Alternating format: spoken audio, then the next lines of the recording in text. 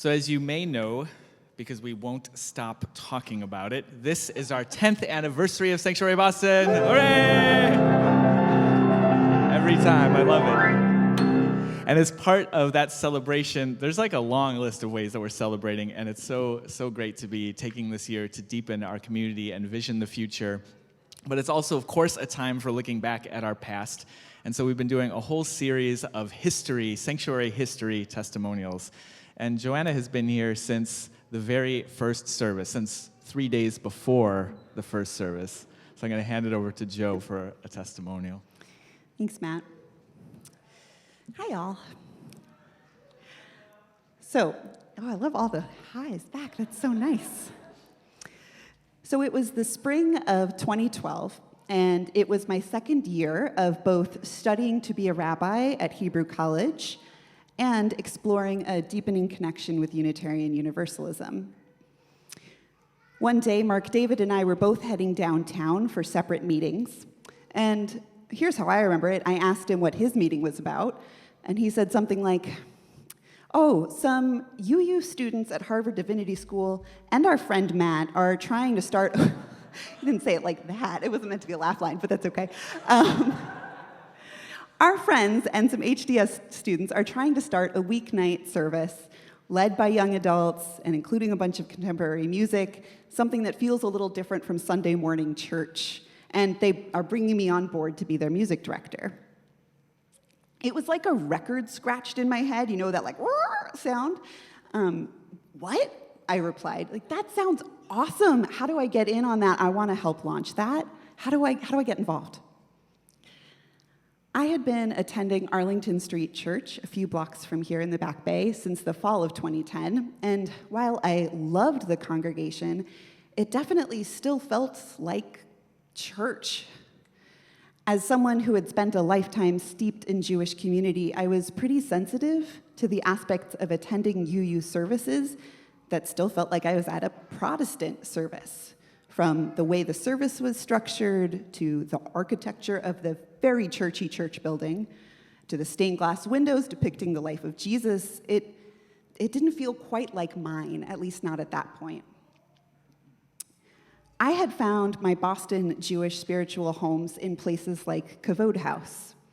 I loved that they had a different lay person leading services each week, that they centered the experience of young adults, that they featured reflections about social justice issues instead of sermons. The singing was super vibrant, and the gatherings took place in living rooms instead of well-apportioned, stately sanctuaries. And hearing about this beginnings of Sanctuary Boston, which wasn't called that yet, it was still called the Chalice Project, it spoke right to my heart. I didn't know that I could find a community grounded in Unitarian Universalism that was grassroots and young adult-led and contemporary and heartfelt and experimental. I didn't even know I wanted that, but I wanted in. I said something like, "So sign me up, how do I get involved in getting this started?" The response I got from the lead organizer was, "Oh, that's so great.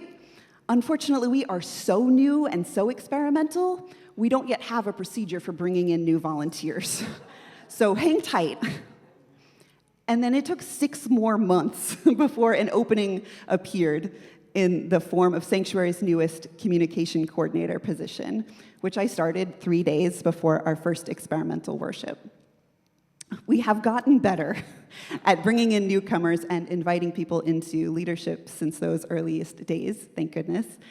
And also, we're still continuing to experiment, and we still have more questions than answers about how this community is going to keep evolving.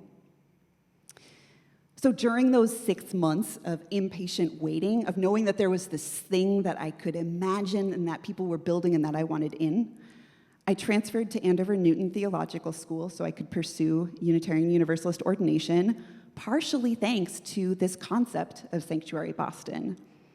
Knowing that there were people out there trying to launch a community just like what I was craving helped me see a path toward the kind of spiritual leadership I could imagine doing. And I'll always remember sitting in a circle at that first worship service. You know, it was in this building, so it was still in a church, But we were sitting in a circle up here on the chancel together. I was surrounded by a lot of people at my stage of life. There were so many voices leading worship. Every element was from someone different in the circle, taking turns, leading us through a homegrown liturgy. And gosh, I still get chills when I think about the joys and concerns that were shared that day. The depth of vulnerability and the authenticity of support offered just blew me away. And I knew from that night on, I had found another place I could call home. I'll pause my history there so that we can keep building history together. Thank you.